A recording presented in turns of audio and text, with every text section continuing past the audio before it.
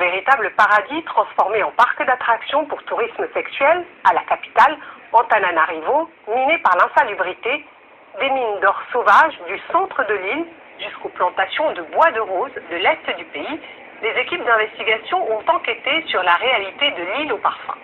Un voyage inédit, signé Thomas Delorme et Patrick Zedon.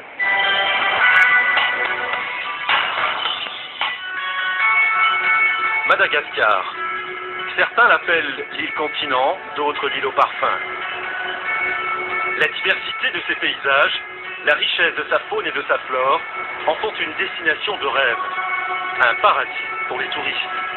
Madagascar est située dans la partie occidentale de l'océan Indien et bordée à l'ouest par le canal du Mozambique. Elle s'étire sur 1580 km du nord au sud et 500 km d'est en ouest. La cinquième île du monde en superficie avec 22 millions d'habitants est un des pays les plus pauvres de la planète.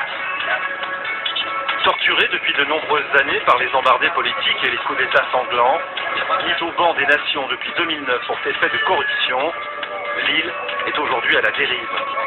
Les gouvernements qui se sont succédés ont plongé le pays dans le chaos. Les paysans quittent leurs terres agricoles qui ne les nourrit plus pour quelques paillettes d'or. Le trafic du bois de rose achève de détruire les dernières forêts primaires de l'île au parfum. La prostitution bat son plein. La population est réduite dans sa survie à recycler les déchets du gaspillage de la classe dominante.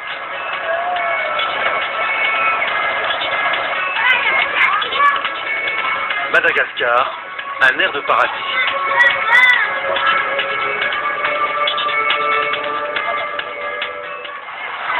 Première étape de notre enquête, Nosy-Be, une île côtière de Madagascar située dans le canal du Mozambique. Derrière ces images de cartes postales qui attirent près de 200 000 visiteurs chaque année, se cache une triste réalité. Nosy-Be souffre d'un problème chronique, le tourisme sexuel. Ici, à Ambatolaok, 4500 habitants, des milliers de jeunes filles sans avenir viennent chaque jour proposer leurs services à des vasas, des étrangers. Mais la première clientèle pour les prostituées, ce sont les hommes mûrs et les retraités. Philippe, réunionnais, jeune retraité, vient régulièrement sur l'île de Nosy-Be pour faire la fête.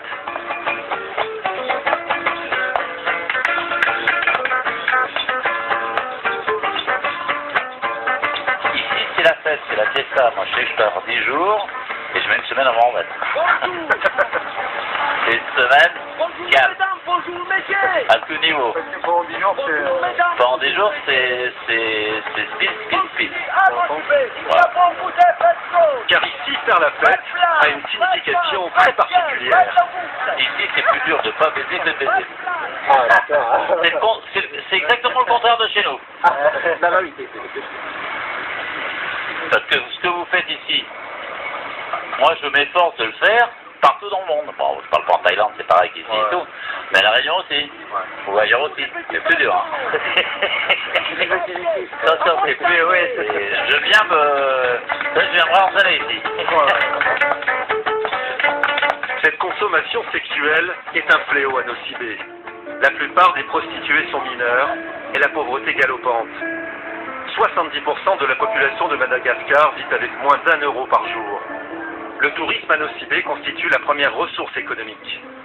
Depuis 20 ans, une petite communauté de 700 Français s'est installée sur l'île. 30% d'entre eux sont des retraités, concentrés sur les plages d'Ambatolaok. Claude a 75 ans. C'est après plusieurs séjours à Nosy-Be qu'il a décidé de quitter sa Belgique natale pour venir s'installer définitivement dans une petite maison à 100 mètres de la plage. En s'installant ici avec 1000 euros de pension par mois, Claude a multiplié par 6 son pouvoir d'achat.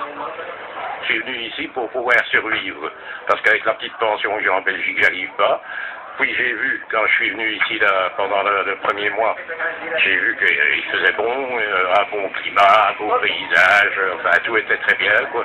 Vu le coût de la vie et tout, j'ai tout laissé en Belgique, je suis arrivé ici en me disant, bon, ben, je vais terminer mes jours à Madagascar. Mais ce que Claude est venu chercher ici est moins innocent que la carte postale qu'il nous décrit. Avec mon âge, en Belgique, les filles, elles s'intéressent plus à moi. Donc, oui, quand elles ont 50 ans, quoi. Mais enfin, bon, mais moi, j'aime bien des plus jeunes, des chairs plus fraîches, quoi.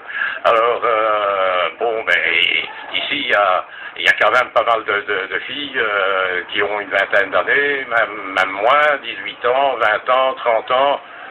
Il n'y a pas de problème, quoi. 20 000 arriari, la fille, elle est toute heureuse, hein. D'accord, ça vous fait rester? Ah, c'est une des raisons pour lesquelles on est bien ici, quoi. 20 000 arriari, l'équivalent de 6 € pour une nuit d'amour. La plupart des prostituées partagent le même rêve, se marier avec un vasa retraité pour assurer leur avenir et souvent celui de toute une famille. En arrivant ici, j'ai trouvé une malgache, je me suis marié avec, et c'est vrai que la mentalité malgache et la mentalité européenne, c'est deux, hein. Alors, hein? C'est-à-dire? Ah, ben, ici, elles sortent avec des amis, elles sont pas à la maison, on les voit pratiquement jamais.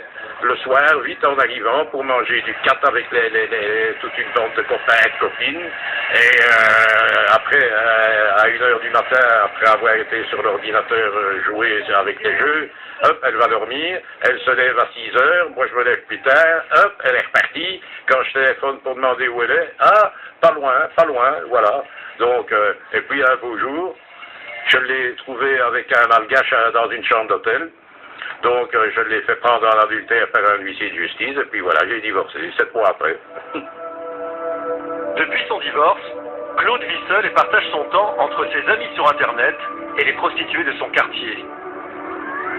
La plupart des prostituées de Madagascar sont mineures et abordent la prostitution comme un passage obligatoire pour s'offrir un avenir. Gabrielle vient d'avoir 16 ans et c'est très librement qu'elle nous explique pourquoi la prostitution est un tremplin pour son avenir. Le job que je fais là, je sors. Je vais en taxi B. Lorsque je me rends là-bas, je n'aime pas tomber sur les bazas les plus âgés. Il faut faire attention à la police, car si on n'a pas l'âge, la police nous attrape. Si je fais ça, c'est parce que mon père est à la retraite. C'est moi qui m'occupe de mes frères et sœurs. C'est moi qui paye les frais de scolarité des petits. C'est moi qui les fais vivre. Et donc c'est pour ça que je sors. Je suis obligée parce que je dois payer les frais de scolarité. Il faut que je trouve un moyen de les payer. Je prie pour que je puisse m'en sortir. J'essaie de trouver de l'argent. Donc si je sors, c'est pour pouvoir trouver du travail. Ça me permettra de quoi payer mes frais de scolarité.